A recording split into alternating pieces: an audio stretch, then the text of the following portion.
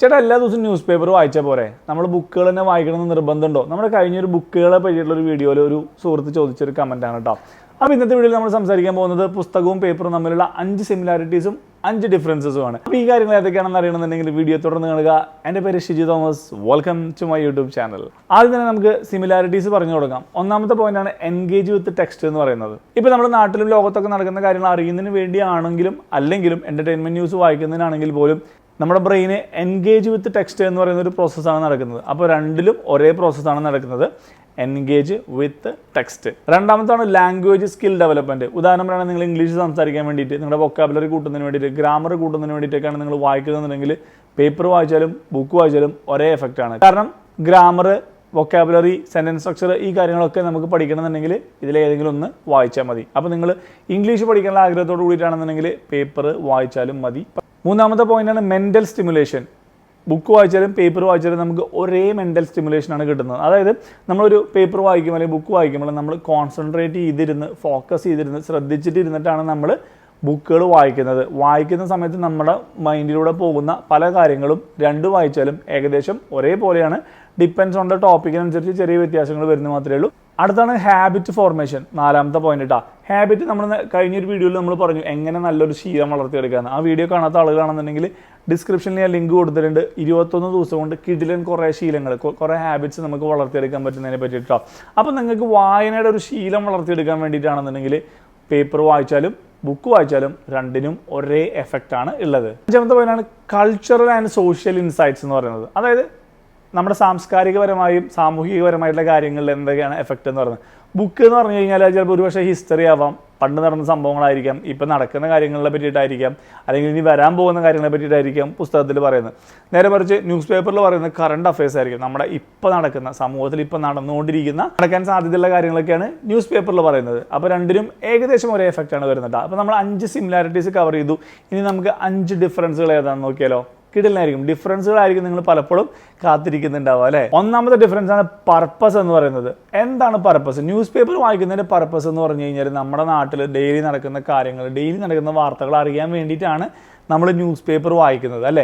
നേരെ മറിച്ച് പുസ്തകം വായിക്കുന്നത് ഡെയിലി നടക്കുന്ന കാര്യങ്ങൾ അറിയാനുള്ള ഒരു പർപ്പസിന് വേണ്ടിയിട്ടല്ല. പുസ്തകം വായിക്കുന്ന ഒരു പക്ഷേ നമുക്ക് എൻ്റർടൈൻമെൻറ്റിന് വേണ്ടിയിട്ടായിരിക്കാം, അറിവ് കൂടുന്നതിന് വേണ്ടിയിട്ടായിരിക്കാം, സാമൂഹികപരമായ കാര്യങ്ങളായിരിക്കാം, സാമ്പത്തികപരമായ കാര്യങ്ങളായിരിക്കാം. അപ്പം നമ്മുടെ ഇഷ്ടപ്പെട്ട ടോപ്പിക്ക്, നമ്മുടെ ഇഷ്ടപ്പെട്ട ഒരു മേഖലയ്ക്ക് അനുസരിച്ചുള്ള പുസ്തകങ്ങൾ നമ്മൾ തിരഞ്ഞെടുത്ത് വായിക്കുകയാണ് ചെയ്യുന്നത്. പക്ഷേ നേരെ മറിച്ച് ന്യൂസ് പേപ്പറിൽ നമുക്ക് അതിനെ തിരഞ്ഞെടുക്കാനുള്ള ഓപ്ഷൻ ഒന്നുമില്ല. ഇന്ന് നമ്മുടെ സമൂഹത്തിൽ നടക്കുന്ന കാര്യങ്ങൾ എന്താണോ ഉള്ളത് അതിനെ പറ്റിയുള്ള വാർത്തകൾ മാത്രമായിരിക്കും ന്യൂസ് പേപ്പറിൽ ഉണ്ടാവുക. അപ്പോൾ രണ്ടിൻ്റെയും പർപ്പസ് രണ്ടും ഡിഫറെൻ്റ് ആണ്. രണ്ടാമത്തെ പോയിന്റാണ് കണ്ടന്റ് എന്ന് പറയുന്നത്. എന്താണ് അതിനകത്തുള്ളത്, ന്യൂസ് പേപ്പറിലുള്ളത്?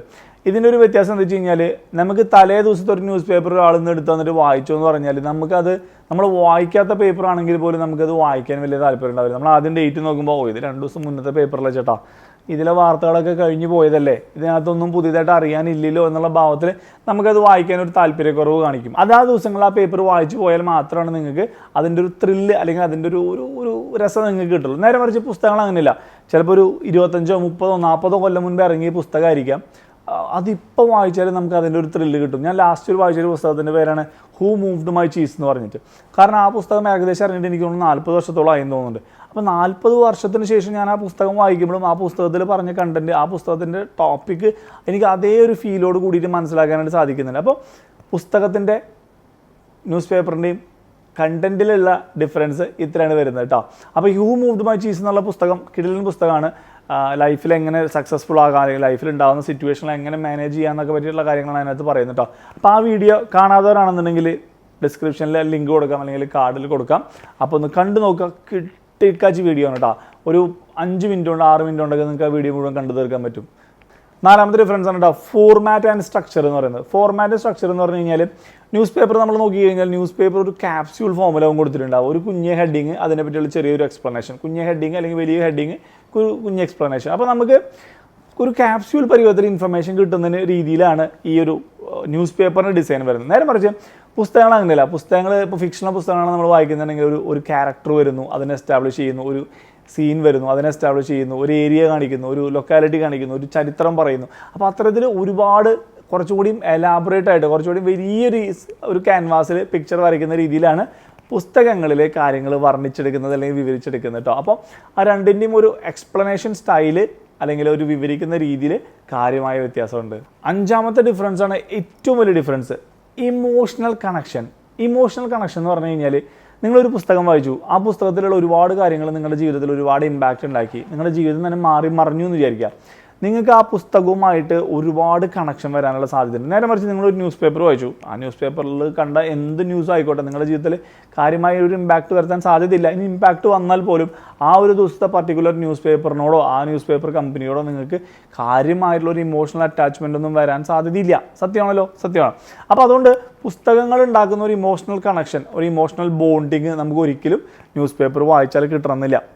അപ്പോൾ നിങ്ങളുടെ പർപ്പസ് എന്താണോ, അല്ലെങ്കിൽ നിങ്ങളുടെ ആവശ്യം എന്താണോ, നിങ്ങളുടെ ലക്ഷ്യം എന്താണോ എന്നുള്ളതിനനുസരിച്ച് ന്യൂസ് പേപ്പർ വായിക്കണോ പുസ്തകങ്ങൾ വായിക്കണോ എന്നുള്ളത് നിങ്ങൾ തീർച്ചയായിട്ടും നിങ്ങൾ തന്നെ സ്വയം തീരുമാനിച്ചെടുക്കേണ്ട കാര്യമാണ്. അപ്പോൾ 5 സിമിലാരിറ്റീസും 5 ഡിഫറൻസസുകളും നമ്മൾ ഇന്നത്തെ വീഡിയോയിൽ പറഞ്ഞു. അപ്പോൾ നിങ്ങൾക്ക് ഏറ്റവും ഇഷ്ടപ്പെട്ട സിമിലാരിറ്റി അല്ലെങ്കിൽ ഡിഫറൻസ്, ഏറ്റവും ഇഷ്ടപ്പെട്ട പോയിന്റ് ഏതാണെന്നുള്ളത് കമൻറ്റിൽ മെൻഷൻ ചെയ്യാൻ മറക്കരുത്. അപ്പോൾ അതിനു മുൻപ് ചെയ്തിട്ടുള്ള പല വീഡിയോകളും കൂടെ വരും കേട്ടോ, ഇങ്ങനെ കാർഡ് പോലെ വരും. അപ്പോൾ കണ്ടു നോക്കിയിട്ട് നിങ്ങൾക്ക് ഈ ചാനലിൽ നിന്ന് അല്ലെങ്കിൽ ഈ വീഡിയോയിൽ നിങ്ങൾക്ക് എന്തെങ്കിലും യൂസ്ഫുൾ ആയിട്ട് കിട്ടിയെന്ന് തോന്നുകയാണെന്നുണ്ടെങ്കിൽ നിങ്ങളുടെ അഭിപ്രായങ്ങൾ കമൻറ്റിൽ അറിയിക്കാനും കൂടുതൽ വീഡിയോകൾ കാണുന്നതിന് വേണ്ടിയിട്ട് ചാനൽ സബ്സ്ക്രൈബ് ചെയ്യാനും മറക്കരുത്. ഞാൻ അൽഗോരിതം നോക്കിയപ്പോൾ ഈ വ്യൂസ് വരുന്നതിനകത്ത് ഒരു 60-70% ആളുകളും ചാനൽ സബ്സ്ക്രൈബ് ചെയ്യാത്ത ആളുകളാണ്. അപ്പോൾ ഇത്തരത്തിലുള്ള കണ്ടന്റ് നിങ്ങൾക്ക് ഇഷ്ടപ്പെടുന്നുണ്ട്, വീണ്ടും കാണുന്നുണ്ടെങ്കിൽ ചാനൽ സബ്സ്ക്രൈബ് ചെയ്ത് കഴിഞ്ഞാൽ നമുക്ക് കൂടുതൽ കണ്ടന്റുകൾ ചെയ്യാനുള്ള ഒരു മോട്ടിവേഷൻ കൂടിയാവും.